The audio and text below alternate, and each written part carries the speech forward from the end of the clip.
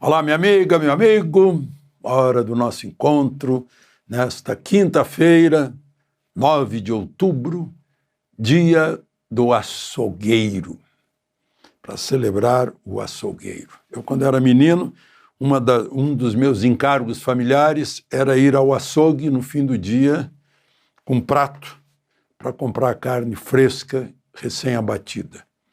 E certos dias eu ia lá no abatedouro para ver, lá em Estrela. Bom, hoje eu imagino, né, que a maior venda dos açougues é da picanha, né? Porque venceu o candidato que prometia picanha para todo mundo. Lembre-se de se inscrever e ao final de deixar o gostei ou não gostei.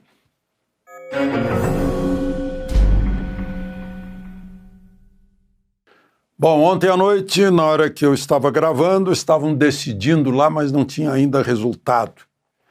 A tentativa do governo de tirar dos pagadores de impostos mais 17 bilhões de reais, além de toda a opressão que sofrem pagando imposto, né? Eu vejo aqui, a cervejinha paga mais da metade do preço da cerveja é imposto. O sujeito que conseguiu comprar um carro de 100 mil reais, quase metade é imposto. Tudo poderia ser mais barato se tivesse menos imposto. Mas, enfim, 251 representantes do povo preferiram ser fiéis, leais aos seus mandantes, como bons mandatários, e derrubaram a medida provisória. Estava no último prazo e surgiu um requerimento do Kim Kataguiri para não apreciar naquela noite e foi aprovado. 251 deputados não permitiram que o governo governasse tirando ainda mais imposto da gente. Fica fácil governar assim, né? Se o dinheiro está rolando, traz mais dinheiro, arrecada mais dinheiro. Vai lá, cobrador de impostos, traga mais dinheiro que estou precisando aqui na corte. Parece mundo medieval, né? Mas houve 193 deputados que preferiram ficar contra os seus eleitores. Todos pagadores de impostos, queriam cobrar ainda mais dos seus eleitores. 193 deputados. Ficaram ao lado do cobrador de impostos, que sempre é um vilão, né? Sinto muito, está lá na Bíblia também, cobrador de impostos, em toda parte, em todas as histórias, né? Como se já não bastasse essa carga fiscal imensa que temos. Bom, e o assunto de hoje é o Hamas, o líder do Hamas declarando que aceita a paz, que vai entregar os 20 reféns que ainda lá estão. Foram 152 sequestrados, 1.200 mortos naquele ataque, Noite da Infâmia. Teve uma no 7 de dezembro de 41, agora teve no 7 de outubro de 23.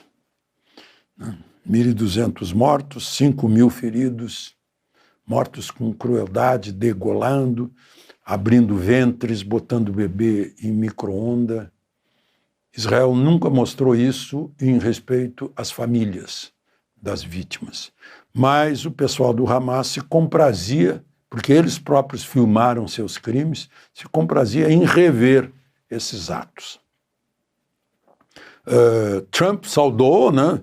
Agradeceu aos mediadores Turquia, Catar e Egito, e parece que vai ao Egito agora no domingo, e o governo israelense está decidindo, submetendo ao voto, eu acho que é lá no parlamento, mas é preciso saber o quanto esse líder do Hamas manda, se é que ele manda alguma coisa, ou as ordens continuam a vir de Teherã, aquele radicalismo muçulmano de extinguir Israel. Eu não creio que uma paz obtida em acordo com o Hamas vá dar certo.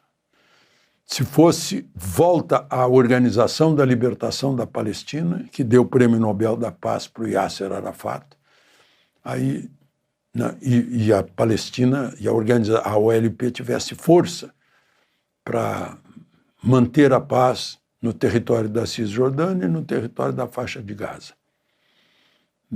Eu estou cético, né? Aliás, o ceticismo é uma virtude profissional do jornalista. Não pode acreditar em qualquer coisa assim a priori. Bom, e a outra notícia de hoje é que o ministro Luiz Carlos Barroso, aquele que identificou no Supremo não mais um departamento do judiciário técnico, mas um tribunal político, né? O que inverteu tudo, deturbou tudo, né? Não é isso que está na Constituição. Ele anunciou hoje que hoje era o último dia que ia participar de uma sessão plenária que estava saindo do Supremo. Que não sabe para onde vai, ele disse que ia para aquela meditação, eu não sei se é hindu ou é simplesmente indiana, né? Brahma, alguma coisa, Kumaris. E acho que mesmo antes dessa meditação ele já tomou a decisão. Aí já apareceram os candidatos, né? O Messias, Jorge Messias, a presidente do Superior Tribunal Militar, que já deu entrevistas prejulgando o Bolsonaro,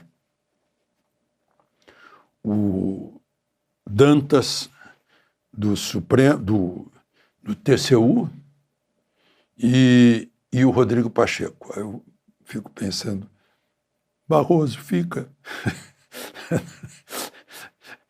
Pelo jeito não é 6 por meia dúzia.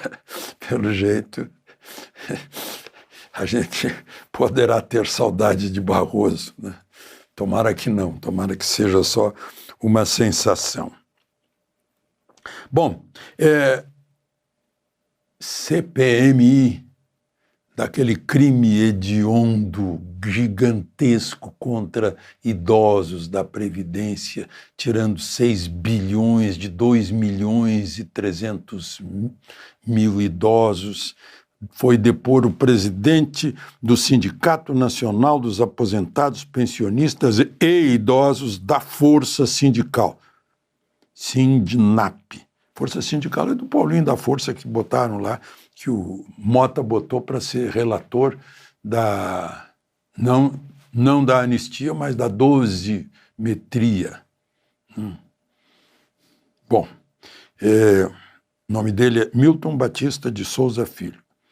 Ele ficou calado com um habeas corpus concedido pelo ministro Flávio Dino do Supremo, fez com que o presidente da comissão, o senador Carlos Viana, registrasse que os habeas corpus estão atrapalhando as investigações.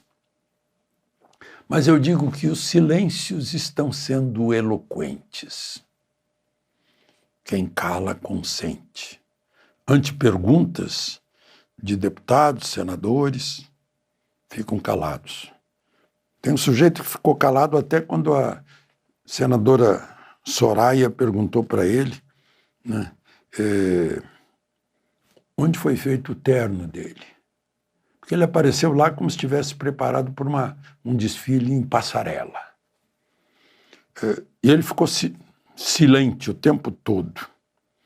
Mas depois a gente vê na rede social, aí dispara, né? Aí começam a contar as relações dele com o advogado Nelson Williams, por que ele recebeu 23 carros, a ascensão que ele teve saindo da Assembleia Legislativa, foi trabalhar no escritório de Nelson Williams para organizar e ficou rico, né? Mais camisote, né?